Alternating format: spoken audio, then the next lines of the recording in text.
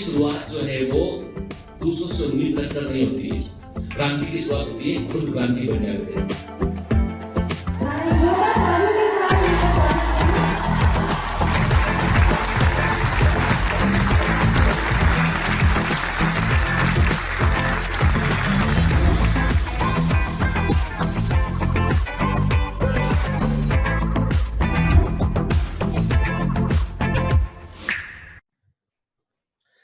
Hello commanders, welcome to Biomentors classes online. I am doctor Jitendra Singh. चलिए बेटा, living world में हम आगे बढ़ते हैं। तो पिछली क्लास में हमने देखा था कि हायर आर्किकल क्लासिफिकेशन का मतलब क्या होता है। मतलब ये है कि kingdom, phylum, class, order, family, genus, species, इनका आपस में क्या कनेक्शन है। फिर हमने ये भी देखा था जैसे जैसे हम कैटेगरी में ऊपर बढ़ते चले जाते हैं, मतलब लोअर से ऊपर के लेवल पे जाते हैं, वैसे वैसे जो है कॉमन कैरेक्टरिस्टिक कम होते चले जाते हैं। ठीक है, 5 किंगडम कुल होते हैं, उसको भी देखा हमने यहाँ पे।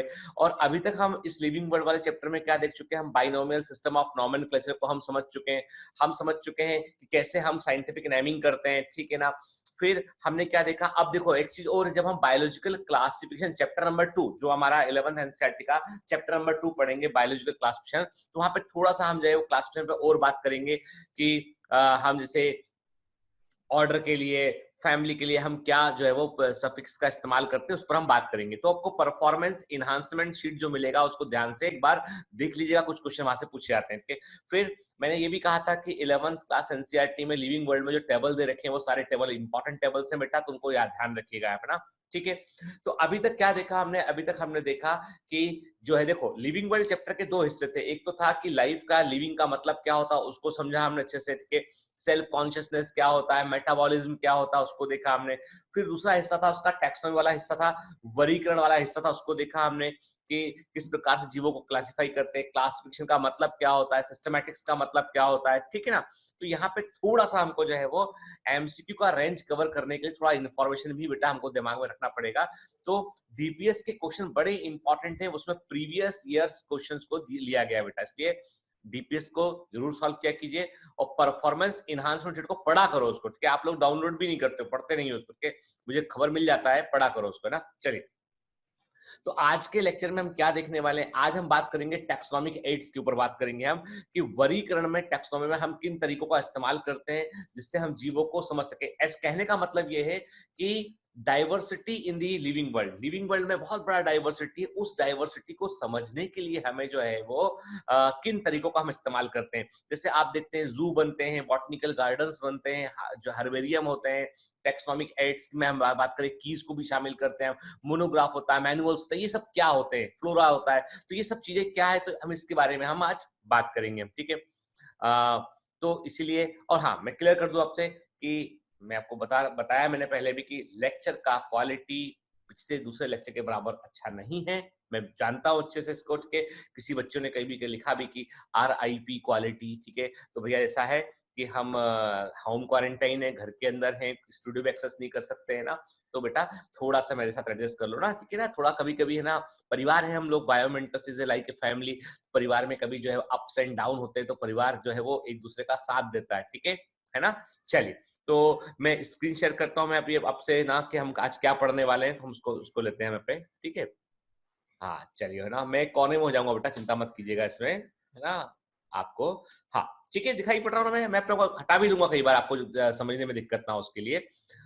चलिए, क्योंकि मेरे से ज्यादा इंपॉर्टेंट कंटेंट है, ठीक है। तो अब तो अभी हम क्या बात करने वाले बेटा, आज हम बात करेंगे, अब देखो पिछली बार मैंने आपको एक चीज बताई थी, मैंने आपसे कहा था कि लॉयन, ल्यूपर्ड और टाइगर में क्या चीज कॉमन है, इन तीनों में क्या चीज कॉमन है, ठीक है, मतलब किस जगह पर ये कॉमन है, क्या ये सेम स्पीसीज है या ये सेम जीनस को बिलोंग करते हैं। बिल्कुल सही, आपने क्या बोला, जोर से बोलो जरा, क्या बोला आपने, आपने बोला they belong to the same genus, ठीक है ना, क्लियर। वैसे हमने बात किया था बेटा, हमने फैमिली सोलेनेसी की मेंबर्स की बात किया था, तो हमने पिछली क्लास में देखा था हमने कि किस प्रकार से जो है, जैसे मैंने आपसे कहा कि tomatoes, tomatillo, eggplant, bell pepper, chilli pepper, सबके सब फैमिली सोलेनेसी पोटैटो वाली फैमिली के मेंबर होते हैं उनके। तो जैसे जैसे आप ऊपर बढ़ते हैं वैसे वैसे क्या होता है बेटा, कि कॉमन कैरेक्टरिस्टिक कम होती चली जाती है, ठीक है, इस पर हमने बात किया था। फिर ये वाला one of the important table था बेटा, जिसको हमने देखा था यहाँ पे, है ना, this is one of the important table, जिस पर हमने जो है वो ऑलरेडी बात किया था हमने, ठीक है ना। हमने देखा था इसमें कि जो है मैन का क्लासिफिकेशन, हाउस फ्लाई का, मैंगो का, वीट का, बेटा तो याद रखना है इसको, कि इंपॉर्टेंट है, ये आपको याद रहना चाहिए, ठीक है ना। क्लियर?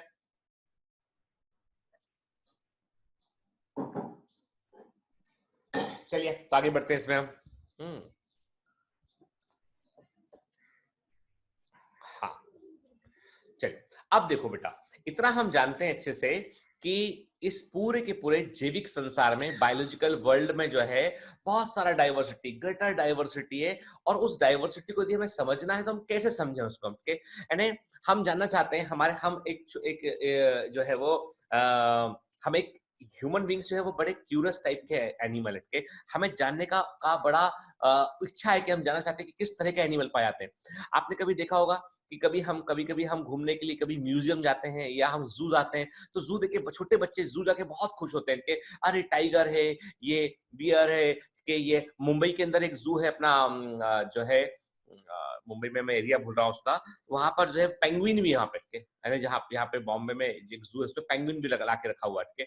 तो हम अब अंटार्कटिका तो जाएंगे, हम यहाँ पे पेंगुइन भी देख पाते हैं यहाँ पे हम, तो हम अलग अलग तरह के एनिमल की, भाई राइनोसोरस कैसा होता है, एलिफेंट, एशियन एलिफेंट किस तरह का होता है, अफ्रीकन एलिफेंट किस तरह का होता है।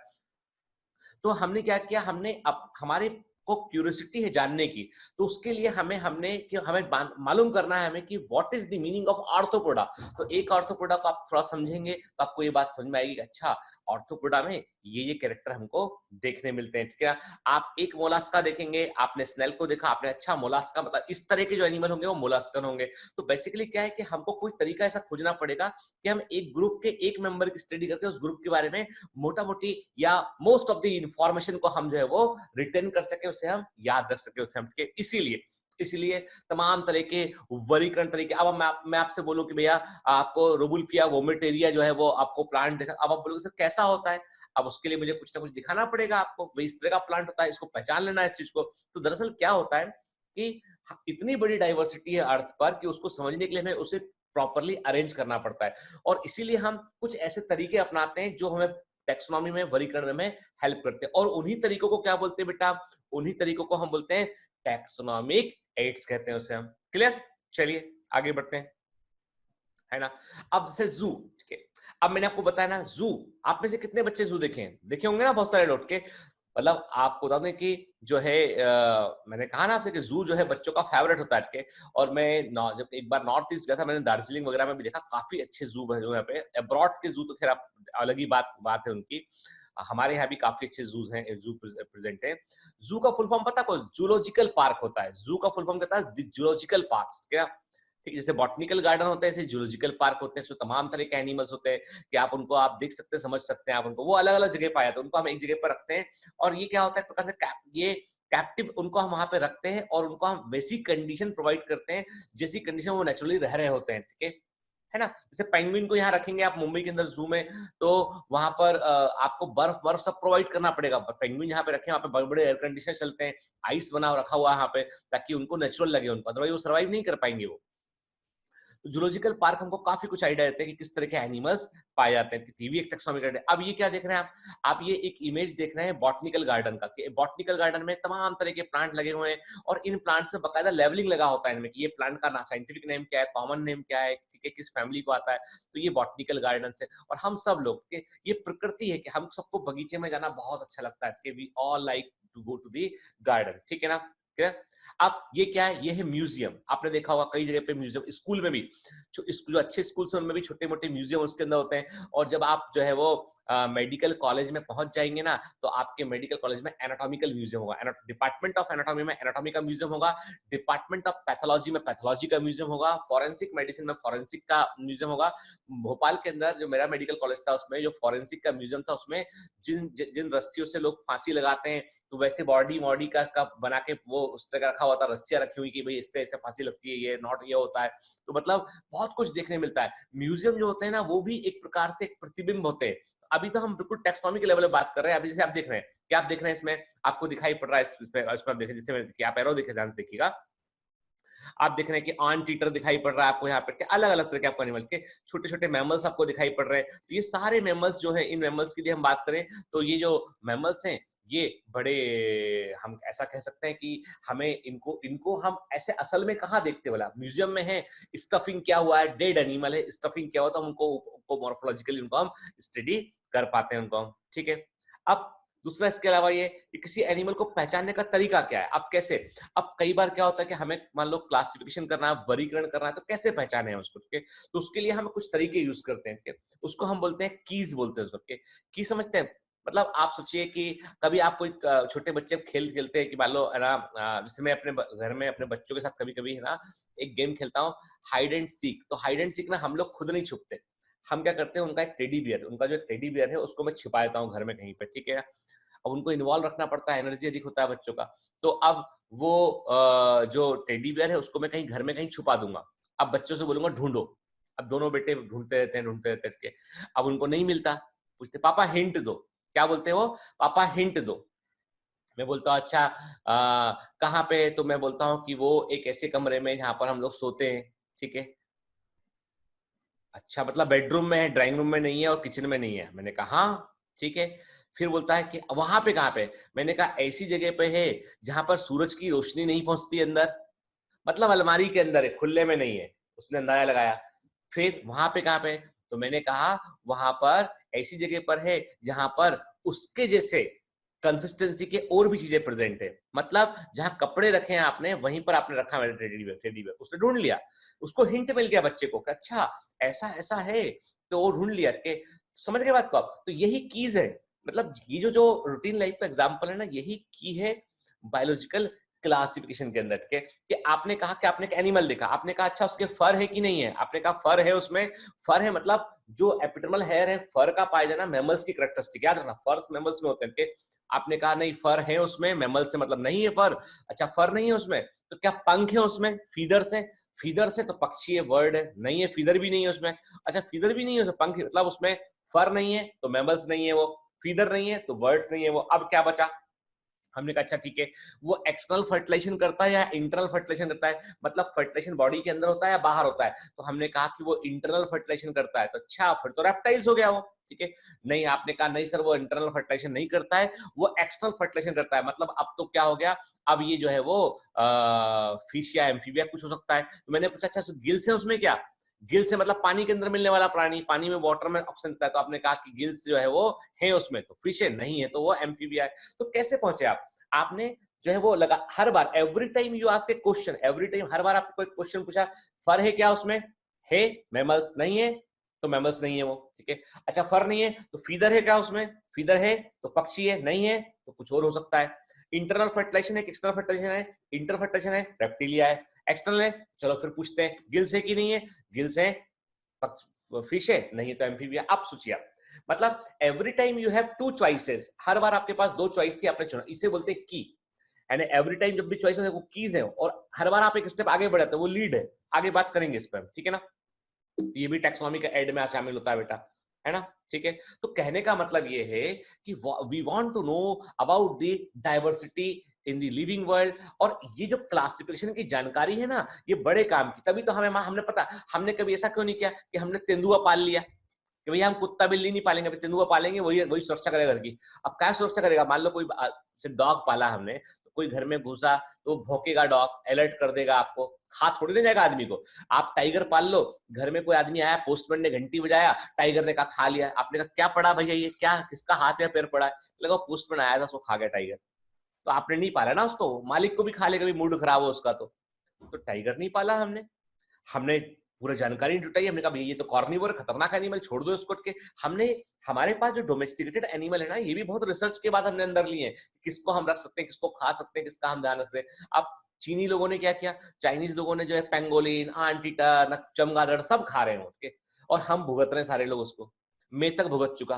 कहा चीन में वुहान के अंदर जो है किसी ने चमगादड़ खाया, बेट खाया, पेंगोलिन खाया, भगवान जाने क्या खाया, कोरोना वायरस को अपने अंदर लिया, वहां से शुरू हुआ पेशेंट जीरो से, वो मेरे तक को अंदर आ गया। सोचो, मतलब मैं इंडिया में बैठे बैठे, बॉम्बे में बैठे बैठे बीमार पड़ गया मैं। हद है मतलब अरे खाने पीने का कुछ तो ध्यान रखना चाहिए इन लोगों को। लेकिन खैर वो अलग मुद्दा है, उस पर हम बातें बात करेंगे कभी। इन लोगों को, चीनियों को अपन खूब सारी बातें में कोसेंगे इनको अपन लोग बाद में कभी, है ना?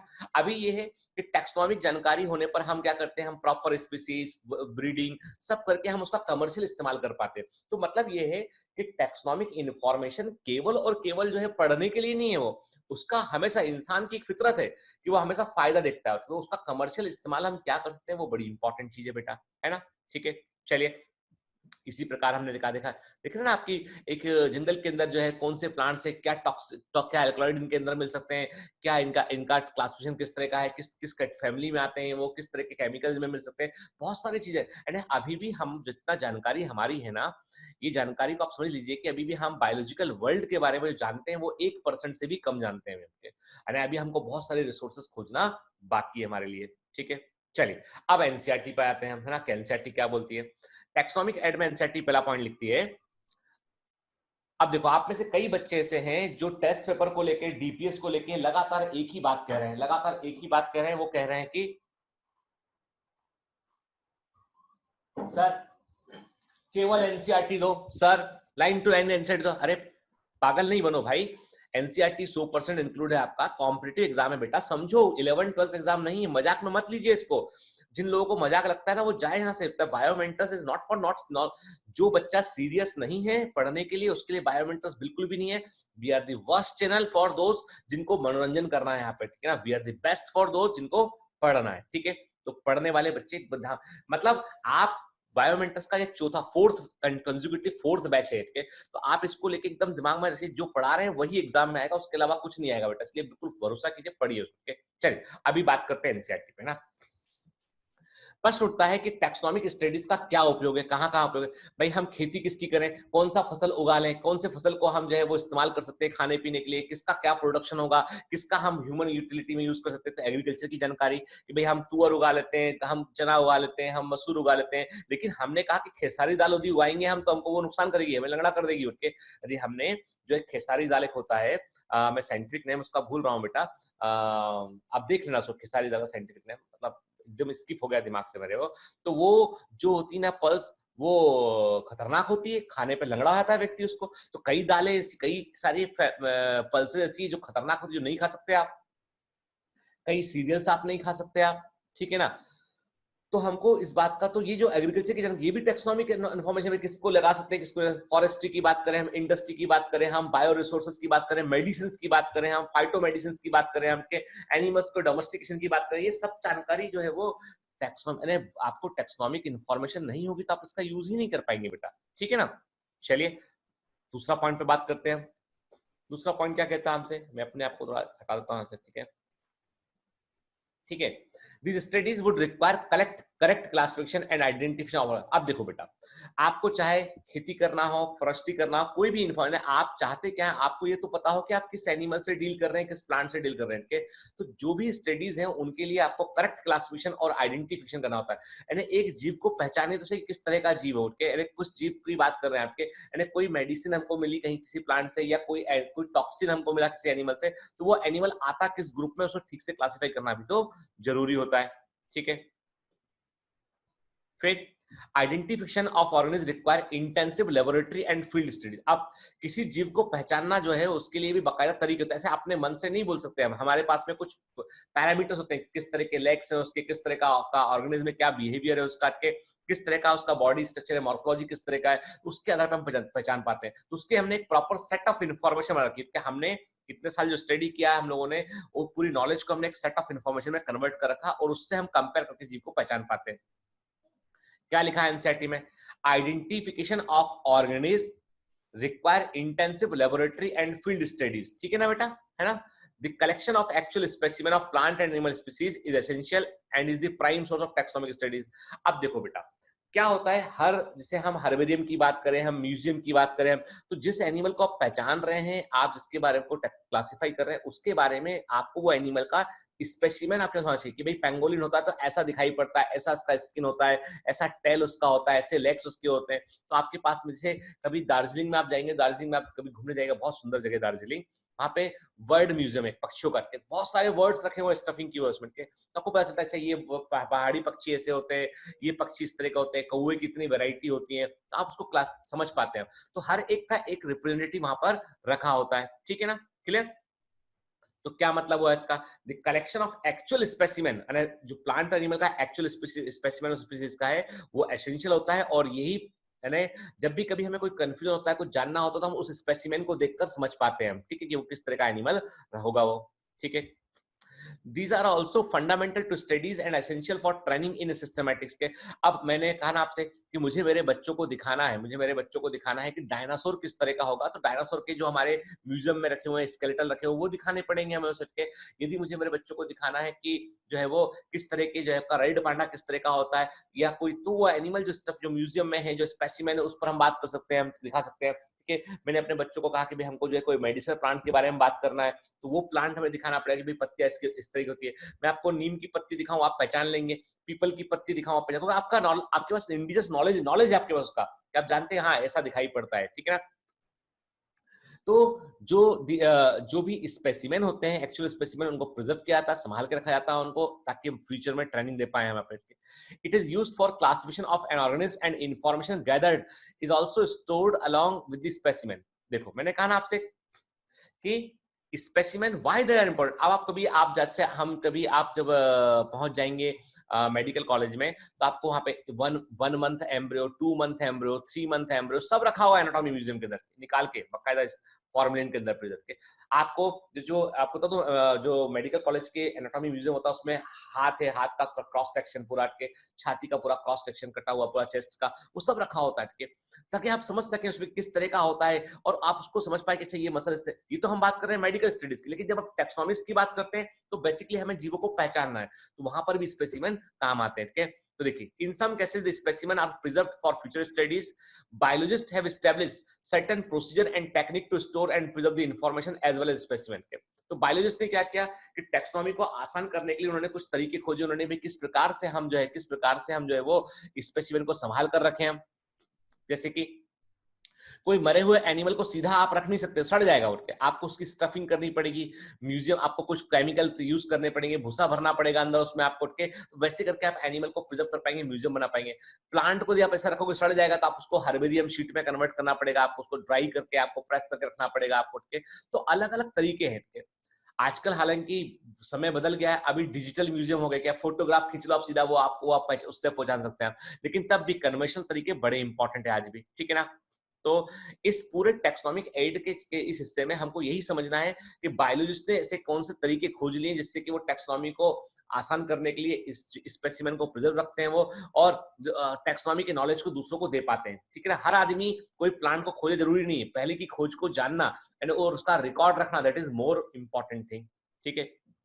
देखिए अब बात करते हैं यहाँ पे हम कि क्या होता है टैक्सोनॉमिकल एड्स, क्या क्या है। देखो बेटा, जो आप जो है वो जूलॉजिकल पार्क देखते हैं, जो आप जूलॉजिकल पार्क देखते हैं, जू देखते हैं, वो भी टैक्सोनॉमिक एड है के। म्यूजियम जो देखते हैं वो भी टैक्सोनॉमिक एड है। मोनोग्राफ जो होते हैं, अब ये क्या होता है हम आगे बात करेंगे, एक सिंगल प्लांट का पूरा डिस्क्रिप्शन उसमें होता है, उसकी बात करेंगे हम। के हर्बेरियम क्या होता है, बॉटनिकल गार्डन क्या होता है, मैनुअल क्या होता है, फ्लोरा क्या होता है, कीज क्या होता है, एक एक देखेंगे हम, सब देखेंगे हम, ये सब पढ़ना है हमको, ये हमारे कोर्स में है, एनसीईआरटी के अंदर इंक्लूडेड है बेटा, ठीक है ना। तो अभी कुल मिलाकर बात है कि वो सारे तरीके जिससे हम क्लासिफिकेशन को आसान बना सके, उन्हें हम टैक्सोनॉमिकल एड्स कहते हैं, ठीक है, क्लियर। चलिए, जैसे अब आप देखिए, आपको दिखाई पड़ रहा ना, इसमें आपको दिखाई पड़ रहा है यहाँ पर कि एक आपको पता है ये क्या है, ये एक हर्बेरियम है, एक हर्बेरियम है। इसमें आप देख रहे हैं कि जो है, जैसे आपने घर में, अपने घरों में फोटो एल्बम होता है कि भाई शादी का, आप देखो कि हर घर में कोई यदि मैरिज हुई हो, बड़ी बहन की मैरिज हुई है, बड़े भाई की मैरिज हुई हो, तो एक मैरिज एल्बम होता है घर में, सबके फोटो लगे होते हैं उसके अंदर बाकायदा, ठीक है, ये ऐसा फोटो है, ये इसका फोटो है ना। और हम लोग छोटे बच्चों को, कभी आप रिलेटिव तो रोज आते नहीं, तो छोटे बच्चों को हम कई बार एल्बम दिखाते हैं, अच्छा ये वाली बुआ है, बम्बई वाली बुआ है, ये वाराणसी वाली बुआ है, ठीक है, ये वाली मौसी जो है वहां हरदा रहती है, ये वाली मौसी पटना रहती है ना, बताते हैं बच्चों को हम। आप समझ लीजिए आप कि ये एक ऐसा एल्बम है जहां पर कि लिविंग प्लांट जो थे उनको हमने ड्राइड अप किया हुआ है, उनको शीट पे चिपका के रखा हुआ है, ताकि हम उनकी रूट को, जड़ों को, उनके लीफ को, उनके स्ट्रक्चर को हम समझ सके। तो ये होता है हर्बेरियम, ठीक है ना। देखना है आपने, गौर से देखिए इमेज को, आपको दिखाई पड़ रहा है यहाँ पे जो है वो शीट पर कई सारे प्लांट रखे हुए हैं यहाँ पे, ठीक है ना। चलिए, एनसीईआरटी क्या बोलता है इसके बारे में। Hello, everyone. My name is Newton. I hope you are enjoying. Sorry to disturb you in between lecture, but it's important to inform you. You should download BioMentors app from Google Play Store. We need your support, so please take subscription to become an official commando of BioMentors. Bye bye. Continue your lecture.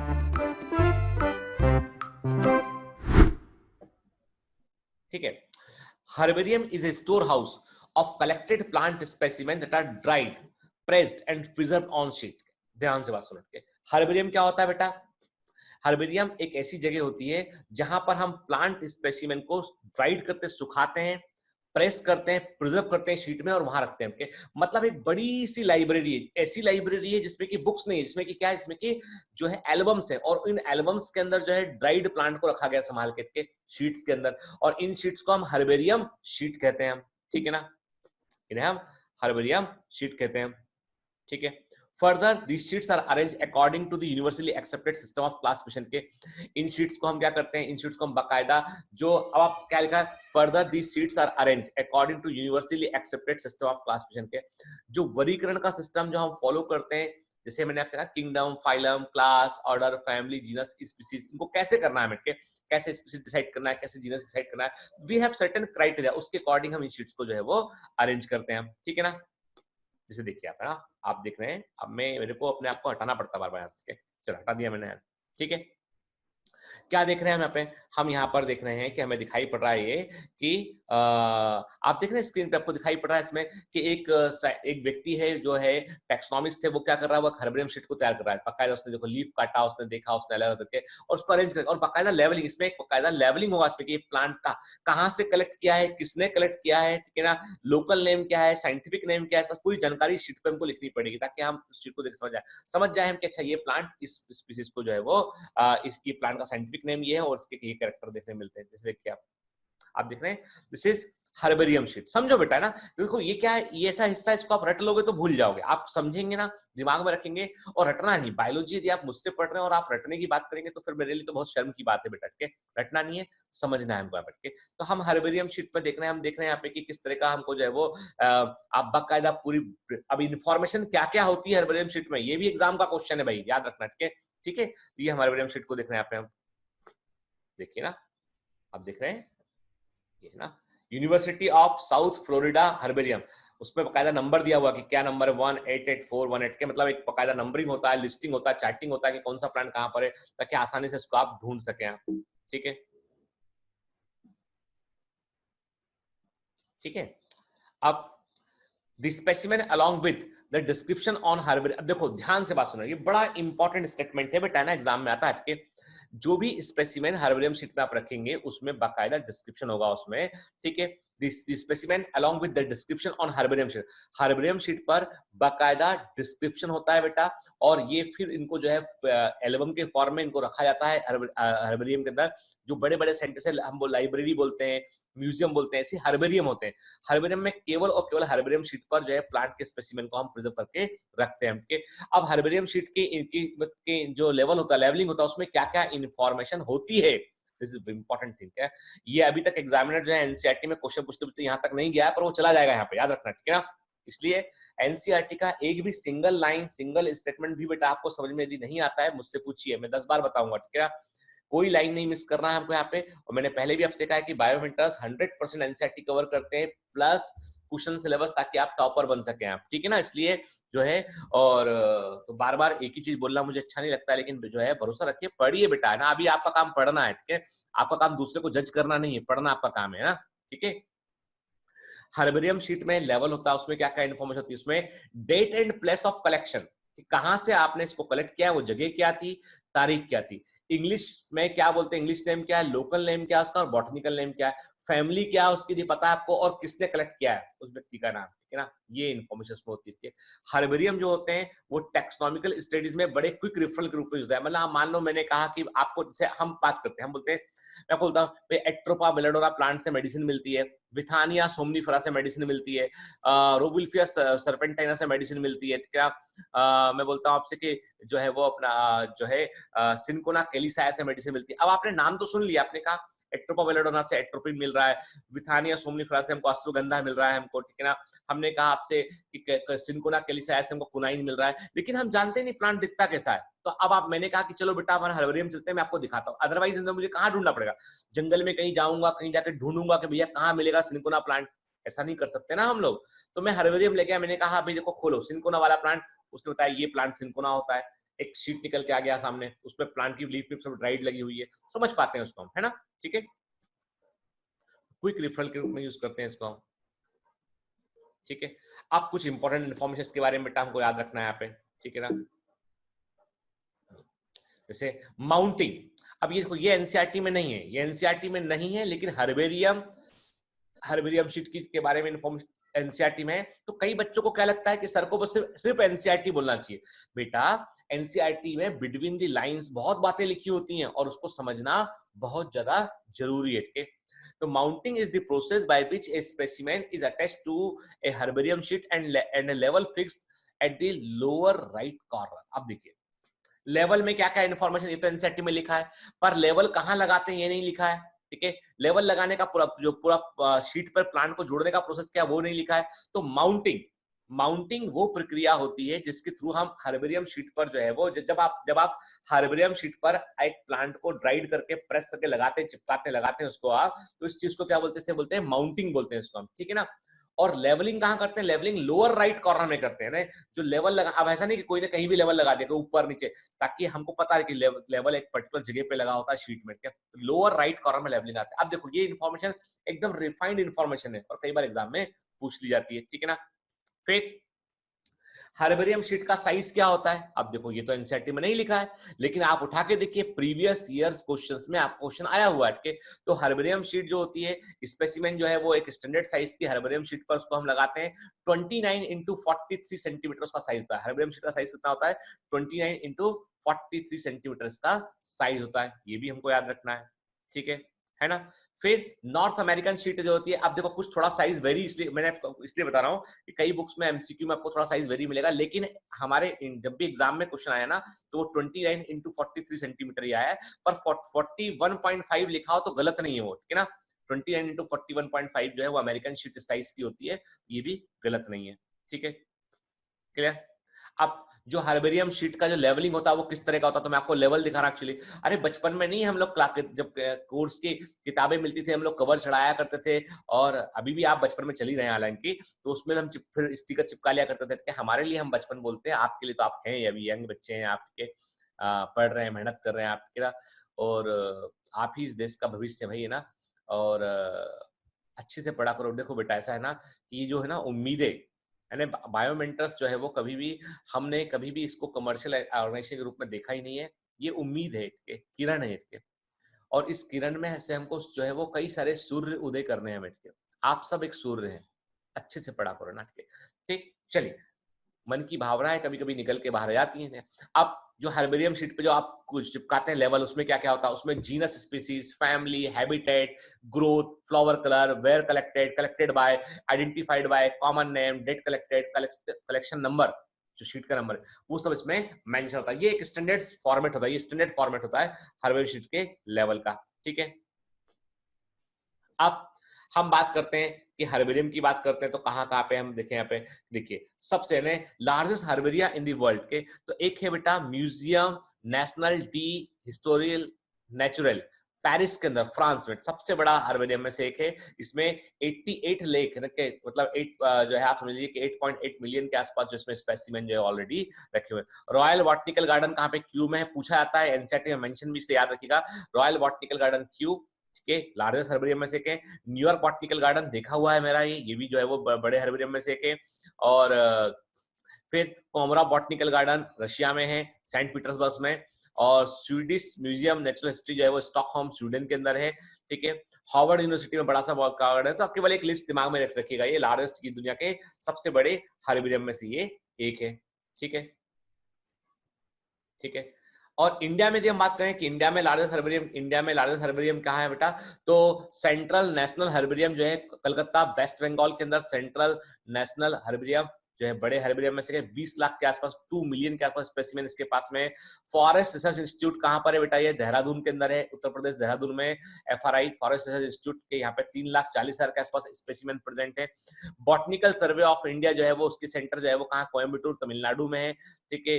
Botanical survey of India जो है eastern circle का शिलोंग के अंदर है, शिलोंग का मैंने देखा हुआ है, बहुत अच्छा हर्बेरियम है, 2 लाख से भी ऊपर जो है स्पेसिमेन यहाँ पे। फिर पौंडीचेरी में फ्रेंच इंस्टीट्यूट ऑफ पौंडीचेरी है। सेंट जेवियर्स कॉलेज जो है मुंबई के अंदर जो सेंट जेवियर्स कॉलेज है, वहां पे ब्लैटर हर्बेरियम है, ये भी 2 लाख के आसपास स्पेसिमेन इसके अंदर के। तो ये इंडिया के लार्जेस्ट हर्बेरियम, एक बार पढ़ लेना लिस्ट को, एक बार लिस्ट को दिमाग में रखना, पढ़ लेना बेटा के, ठीक है।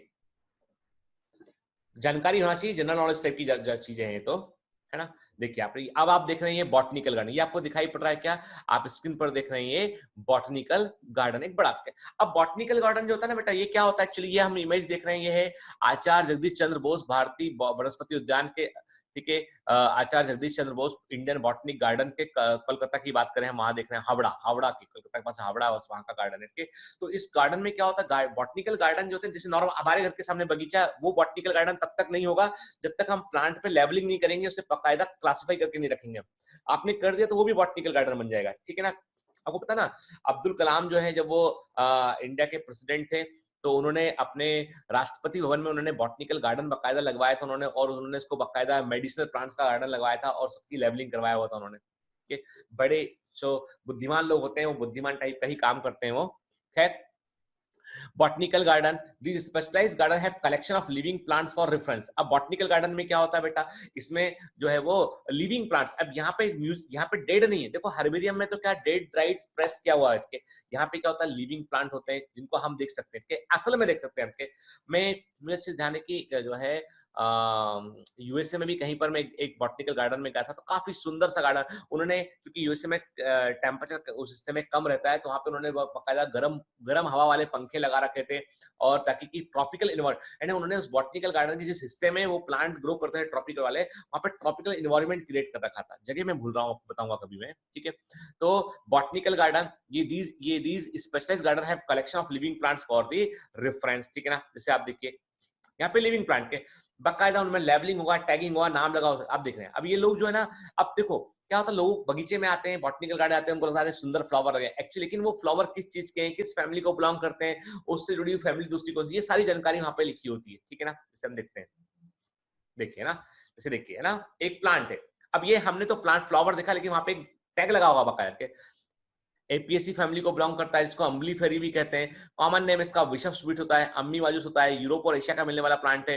इसमें लिखा है fruit contain a drug use clinically to treat vitiligo and psoriasis और विटिलिगो का मतलब समझते हैं, विटिलिगो सफेद दाग हो जाते हैं स्किन में के, तो उसके इलाज में इसका इस्तेमाल करते हैं। तो ये एक बॉटनिकल गार्डन है, इसमें एक प्लांट की मेडिसिनल इंफॉर्मेशन भी लिखी हुई है, ठीक है। जैसे देखिए आप, कैलिफोर्निया बकथॉर्न के Rhamnus California to be house, तो अब देखो, अब आजकल बड़ा अच्छा काम ये हो गया है कि मैंने अभी कई बॉटनिकल गार्डन्स में भी देखा मैंने, और मैं भी बीच में कभी बाहर गया था, तो मैंने दुबई वगैरह गया था, वहां भी मैंने कुछ देख इस तरह के वहां पे उन्होंने बना रखे हैं आर्टिफिशियल टाइप के गार्डन। तो वहां पे बाकायदा क्या है कि आप अब मोबाइल फोन सबके पास होता है, तो क्यूआर कोड आप देखिए, आपको किसी प्लांट का क्यूआर कोड कीजिए, आप उसको पूरी जानकारी प्लांट की उसमें जाएगी, किस तरह का होता है, कैसा होता है। तो अब थोड़ा सा टेक्नोलॉजी बदल गया, एडवांस हो गया टेक्नोलॉजी है, ठीक है। अब देखिए क्या लिखा है यहाँ पे, देखते हैं यहाँ पे, ठीक है। Plant species in this garden are grown for identification purposes and each plant is labeled indicating its botanical scientific name in its family के। तो जो बॉटनिकल गार्डन में जो भी प्लांट हम उगाते हैं, वो ये बताने के लिए उगाते हैं कि भी किस तरह के प्लांट किस एनवायरनमेंट में पाए जाते हैं, ये कैसे होते हैं, कैसी इनकी मॉर्फोलॉजी होती है, उसको समझ पाए यहाँ पे हम, ठीक है। तो इनको हम आइडेंटिफिकेशन पर्पज से, ताकि टैक्सोनॉमिस्ट को समझना हो तो उनको कहीं और नहीं जाना, उनको जंगलों में भटकने की जरूरत नहीं है, वो बॉटनिकल गार्डन आएंगे, उन्हें हजारों तरह के प्लांट वहां पर देखने मिल जाएंगे उनको, ठीक है। साइंटिफिक नेम होगा, उनकी फैमिली लिखी होगी उसमें, ठीक है। जैसे फेमस बॉटनिकल गार्डन कहाँ पे, क्यू इंग्लैंड में सबसे बड़ा, दुनिया के सबसे फेमस बॉटनिकल गार्डन में से एक है। फिर Indian botanical garden Howrah India में, ठीक है। नेशनल बॉटनिकल इंस्टीट्यूट कहाँ पर है, लखनऊ के अंदर प्रेजेंट है, एनबीआर, के। ये फेमस बॉटनिकल गार्डन है, ठीक है। चलिए अब बात करते हैं म्यूजियम की, बात करते हैं कि म्यूजियम क्या होता है। तो देखो बेटा, म्यूजियम कहाँ होते हैं, म्यूजियम कॉलेजेस में देखने मिलेंगे, स्कूल्स में देखने मिलेंगे, कई म्यूजियम इंडिपेंडेंट भी होते हैं। तो बॉटनिकल म्यूजियम, जो बायोलॉजिकल म्यूजियम होते हैं, वो जनरली उनको हम एजुकेशन इंस्टीट्यूट में हम सेट करते हैं, स्कूल्स में, कॉलेज में हम उनको सेट करते हैं। कैसे होते हैं देखते हैं, हम बात करते हैं इसमें। जैसे देखिए अब ये न्यूयॉर्क के अंदर एक म्यूजियम है जो डायनासोर्स को कह रहे हैं, डायनासोर के जितने भी स्केलेटन मिले हैं ना, उनको जोड़ के उन्होंने बाकायदा कि किस तरह के डायनासोर रहे होंगे। आज हमारे पास जो भी जानकारी डायनासोर्स के बारे में, वो हवा में नहीं है, वो काल्पनिक है। वो जो हमको फॉसिल्स मिले, फॉसिल्स को उन्होंने क्रिएट किया और उससे उन्होंने इस तरह की लिजार्ड्स पाए जाते होंगे पहले वो, ठीक है। इसी से म्यूजियम की हम समझ सकते हैं कितने प्रकार के डायनासोर किसी जमाने में रहे होंगे ये, ठीक है ना, क्लियर। फिर देखिए आप है ना, आप देख रहे हैं डायनासोर्स का म्यूजियम में बकायदा बोन, ये सब फॉसिल से क्रिएट किया गया हुआ है ये, ठीक है। फिर कई बार हम जो है वो कुछ म्यूजियम ऐसे होते हैं, एनिमल म्यूजियम होते हैं, यहाँ पे हम देख रहे हैं स्टफ किए हुए एनिमल यहाँ पे रखे हुए हैं, आप इनको आप समझ पाते हैं, ठीक है। जिससे आप देखिए इंसेक्ट्स है ऐसे, है ना, वेराइटी ऑफ इंसेक्ट्स को पिन करके रखा हुआ है यहाँ पे, आप समझ पाते हैं अच्छा इतने तरह के बीटल्स पाए जाते हैं, ऐसी ऐसी जो है वो तितलियां बटरफ्लाई पाई जाती हैं, ठीक है। फिर म्यूजियम अभी एनाटॉमिकल म्यूजियम और एडवांस हो गए, प्लास्टिफाई कर देता है, रियल एनिमल बॉडी को प्लास्टिफाई करते हैं, सड़ती नहीं बॉडी उसमें, वो भी रखे हुए हैं। तो ये जो आप देख रहे हैं ये आपका बैंकॉक के अंदर भी है एक ऐसा म्यूजियम, एक आपका लंदन के अंदर भी है, तो ऐसे कई म्यूजियम जो है वो जापान के अंदर भी है, जहां पर जो है एनिमल है ह्यूमन एनाटॉमी के एक एक स्लाइस को, एक एक मसल्स को स्लाइस को उन्होंने प्लास्टिफाई कर दिया उन्होंने, और लोगों ने अपनी बॉडी डोनेट की है इसके लिए। ऐसा नहीं कि किसी लोगों ने अपने आप को डोनेट किया है म्यूजियम के लिए कि मेरे आफ्टर डेथ हमको म्यूजियम में रख दिया जाए, ठीक है। तो म्यूजियम क्या होते हैं, चलिए हम इस पे बात करते हैं, इसमें क्या लिखा है इसमें, ठीक है। Museum have collection of preserve plant and animal, देखिए क्या लिखा है, म्यूजियम में कलेक्शन या संग्रह होता है किसका, प्रिजर्व प्लांट और एनिमल का, स्पेसिमेन का, ठीक है, वो भी स्टडी और रेफरेंस के लिए, ठीक है ना, क्लियर, स्टडी एंड रेफरेंस के लिए। स्पेसिमेंस को हम प्रिजर्व करते हैं स्पेशल टाइप के कंटेनर्स में, जार में, प्रिजर्वेटिव सॉल्यूशन में। अब ये प्रिजर्वेटिव सॉल्यूशन जनरली क्या होता है, ये होता है फॉर्मेलिन, जनरली क्या होता है, ये होता है फॉर्मेलिन होता है जनरली ये, ठीक है ना। ठीक, प्लांट और एनिमल स्पेसिमेन को, जैसे अब हॉर्न सिंग है किसी के एनिमल के, तो वो तो उसे आपको फॉर्मुले में रखनी होती है, वो सड़ेंगे नहीं उनके, लेकिन सॉफ्ट टिश्यू सड़ जाते हैं, उनको सॉफ्ट एनिमल है उनको टिश्यू है उसको फॉर्मुले में रखना पड़ता है हमको यहाँ पे, ठीक है। स्पेशल टाइप के जार होते हैं, कंटेनर होते हैं, सांप है जिसके कोई स्नैक, अब आप कभी मेडिकल कॉलेज में आप पहुंचेंगे तो फॉरेंसिक में आपको कई तरह के सांप बताए जाएंगे कि भाई सांप कौन सा जहरीला है कौन सा नहीं है, तो बड़े बड़े जार के अंदर वो सांप रखा होता है, मरा हुआ सांप होता है, लेकिन फॉर्मेलिन के अंदर प्रिजर्व करके रखा होता है, सड़ता नहीं उसमें। जब आप मेडिकल कॉलेज पहुंचेंगे 4-6 दिन, तो आपका जो है आपको लगेगा कि किसी अलग दुनिया में, वर्ल्ड में हम यहाँ पे आ चुके हैं, ठीक है। और मैं चाहता हूँ आप पहुंचे, ठीक है। इंसेक्ट्स को यदि हमें रखना है तो कैसे, कई इंसेक्ट को मार के आप, अरे कई लोग तो तितली पकड़ के अपनी बुक में दबा के रख लेते हैं, ऐसा मत किया करो भाई, लेकिन रख लेते लोग बाग के, तो कई लोग बीटल्स को मारते हैं, पिन करके रख लेते हैं, उसको माचिस के डिब्बी के अंदर रख लेते हैं उठ के, तो बड़े लेवल बात करते हैं, कलेक्ट करके इंसेक्ट को कलेक्ट करते हैं, मार देते हैं और उनको पिनिंग कर देते हैं, उनका पिन कर देते हैं उनको, ठीक है ना। जो बड़े एनिमल है, बर्ड्स है, मैमल्स, उनको हम जनरली उनके मरने के बाद, उनको मारने के बाद उनको उनमें स्टफिंग कर देते हैं और प्रिजर्व कर देते हैं, ठीक है। और कुछ म्यूजियम में स्केलेटल भी होते हैं, जैसे हमने डायनासोर का देखा म्यूजियम में ना, स्केलेटल भी रखे जाते हैं।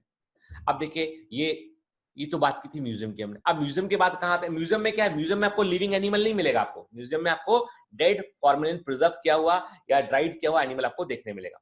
अब जू की बात करें, जूलॉजिकल पार्क या जू की बात करें, तो ये हम देख रहे हैं, ये मैंने ही खुद ही ने फोटोग्राफ लिया हुआ है, ये सिराचा टाइगर जू है, it is near by the, ये थाईलैंड में है, मुझे लगता है ये शायद जो है बैंकॉक के आसपास कहीं पर है, सिराचा टाइगर जू के, it is one of the famous जू। और ये देखिए आप, टाइगर के साथ मेरा फोटोग्राफ है ना, मतलब मेरी टी शर्ट पे भी टाइगर बना हुआ है, ठीक है, बाजू में रख तो लिया हाथ, फोटो तो खिंचा लिया, लेकिन बाद में समझ में आया कि पलट गया होता तो क्या करते, ठीक है।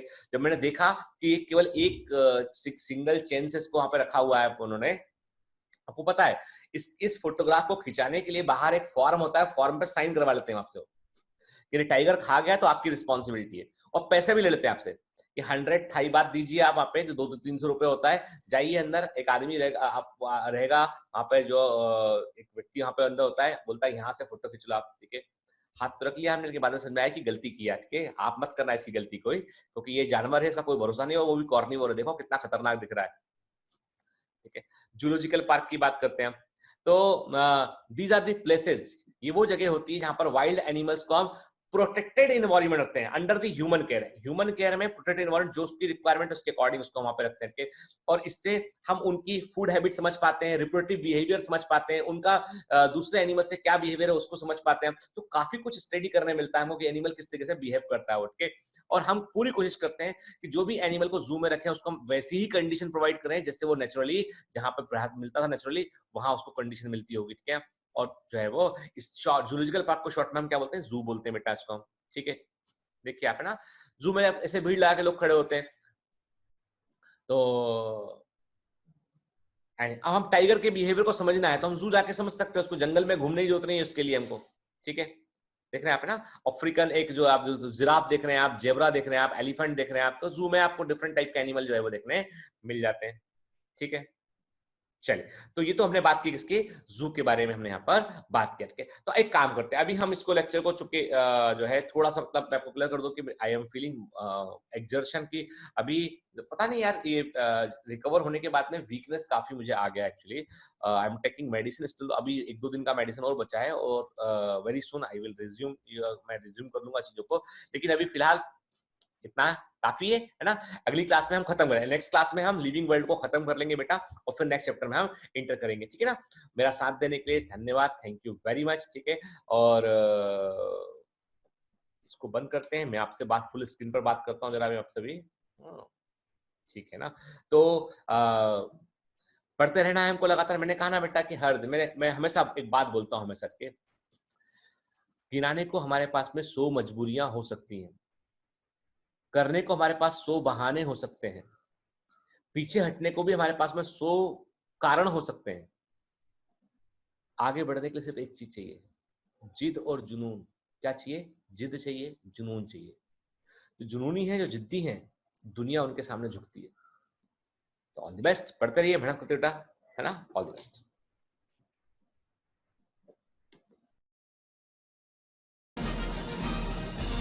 Hi. To become an official commando of Biomentors, join us at www.biomentors.online. Here you can solve daily practice papers, an online test. You can download performance enhancement sheets. You can track your progress. You can interact with other fellow commandos. Join us and prepare yourself. It's a commando training for your success. Download Biomentors online app from Google Play Store.